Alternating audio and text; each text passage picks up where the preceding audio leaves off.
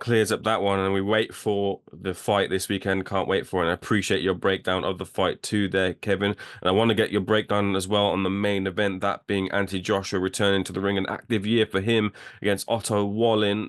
I've spoke to a number of people and had differing points of view, and people suggesting this is a tough fight, and others suggesting it's a not so tough fight from an Anthony Joshua perspective. You lay out the table for me. Where do you stand on this fight between the two? Oh my God, I think this is a very, very tough fight. This is a 50-50 fight. Hmm. And for the life of me, why you would, when you're having trouble finding out whether you're a boxer or a puncher, he's had trouble mentally with himself. Why would you fight such a difficult guy? If you go right back to 2019, when Otto Wallin fought Tyson Fury, he has been avoided by every big name since then.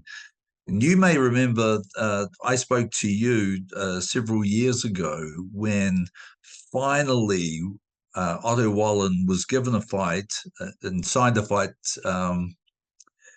Dillian White. And literally 6 weeks into that training camp, White and his team realized that they'd taken on the wrong guy and developed an injury. And when he got over that injury, no one wanted to mention Otto Wallin's name because they knew that they should never be in the ring with him. And I told everyone that Wallin would beat Dillian White. And Otto Wallin is a very, very good fighter. There is no doubt about that. He's tall, he's skillful, he's got a good chin. And in this fight, we're asking Anthony Joshua to go back to the menacing, fearsome fighter that he was 5, 6 years ago, when he was the most scariest, dangerous fighter in heavyweight boxing. There's a lot of pressure on Anthony Joshua in this fight. And then when you factor that in with the fact that if Wilder wins and Joshua wins, they fight each other next year. Why then, if you were preparing to fight or seriously going to fight Deontay Wilder, would you take a 6'5.5" southpaw? It makes no sense to me whatsoever. I just can't. I think it's a dangerous fight.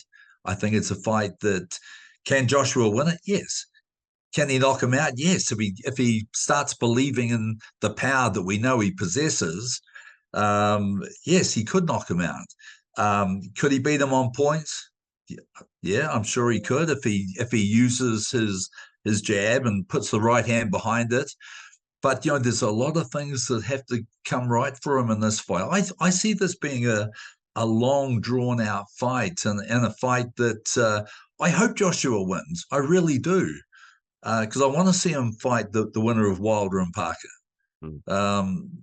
But there's a lot of pressure on him in this fight, and then when you also factor in that Ben Davidson's taken over the coaching role, it's a big fight for Ben. I know that Ben's an excellent coach. He made his name as a very good defensive coach, and yet he's been given the job as making Joshua more aggressive. So there's a lot of pressure on Ben, because if he gets this right, and say Joshua goes out there and has an impressive knockout, I think we might find, Derek James loses that position and Ben Davison becomes the trainer. So there's a lot at stake for Ben in this fight as well. Yeah, and it's a similar sort of story in the sense when we talk about Parker, who maybe can take some form of the game plan from the Fury fight into the Wilder fight. Similarly, Ben Davison has been in the corner for Fury when Fury fought Otto Wallin. In that sort of sense as well, can some parts of that game plan be taken into that fight with Wallin, do you feel? Yes and no. Look, let's remember that was a life and death fight for Fury that night. And he did not have his way with Wallin. Wallin gave him a very, very tough fight. So, the strategies that he used that night were not his best. Um, sure, he's seen him up close, but this is 5 years ago. Mm. Wallin has had put some really nice performances together. Wallin has been so avoided by fighters. Um, you look at his last fight against Murat Gassiev. Yeah. Gassiev's another fighter that only he has one loss on his record, as we know, to Usyk. But Gassiev is a dangerous, hard-hitting man, and in fact, the people who have sparred with Gassiev, and I've spoken to several of them over the years, they say it's the hardest they've ever been hit in their life, and that's why it was always inevitable that he was going to move up to the heavyweight division, because he's a scary, powerful guy. Lacks a bit of height, but has huge power. Well, Wallin had, I know Wallin beat him comfortably, but it was a close fight, but he had no trouble with the power of Gassiev. Mm. Wallin's a durable guy. He's an experienced fighter and the guy that knows how to roll with the punches. I just think, look, I think this is a tough fight.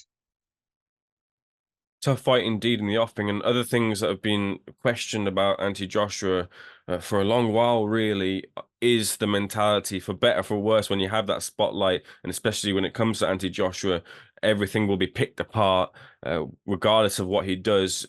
Do you feel in amongst this trainer change and trainer change again, albeit temporarily or full forward going forward, that there are questions to be asked and answered regarding Anthony Joshua's mentality if he is to claim the world title for the third time as his desire? Look, I think there definitely is, and I think if we're totally honest, I don't think Joshua's confidence has ever been the same since Andy Ruiz knocked him out in New York. He tried to reinvent himself.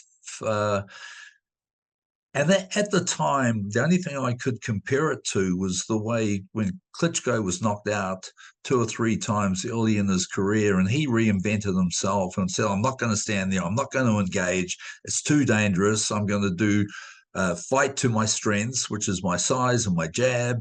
And he did that and became the heavyweight champion for over 10 years. I think that Joshua took a leaf out of his book and he tried to reinvent himself. It worked well in the rematch with Ruiz, and it was the way he had to fight Ruiz. He had to box him from the distance and not engage with him. But then after that, he should have probably gone back to the style that he had that made him the most ferocious, feared heavyweight in the world. I believe that he's been stuck between both places for a long time, and it's been very frustrating watching some of his recent fights.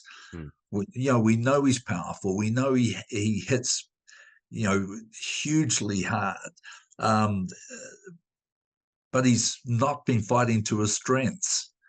It's almost like he's afraid to let his cannon go. And I think that's going to be the challenge for Ben Davison in this fight. And like, we know fighting southpaws, the straight right hand is an orthodox fighter's weapon, the straight right hand and the left hook. Well, he throws both those punches well. It's just, has he got the confidence to let that right hand go when it really matters?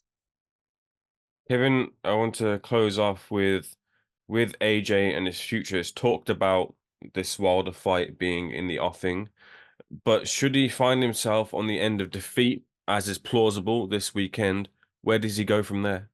Oh God, I think if he loses, which but gosh, I really, as a fan, I really hope he doesn't lose, because I want to see him to get back in the mix. There's some really nice fights that people want to see him involved in. Yeah. Um, if he was to lose here, it'd be very, very hard for him to get back. I think what's more importantly is, we've got that Tyson Fury, Alexander Usyk fight sitting out there, and as a fan, and I am a real boxing fan, I want to see that fight happen. I want to see a unified champion. I don't want to see that fight not happen. I don't want to see the belts fragmented. I want to see a unified champ, and the unified champ fighting all the biggest and best names out there, because they're the fights that real fans want to see. Mhm. Kevin, I completely agree with you and concur. It's been a pleasure picking your brain on these heavyweight fights heading into Saturday. I'm looking forward to the next chat already. That's what you do with imparting your knowledge and opinion on the sport. Pleasure is all mine, as always, as is. Thank you so much for picking Seconds Out. All the best.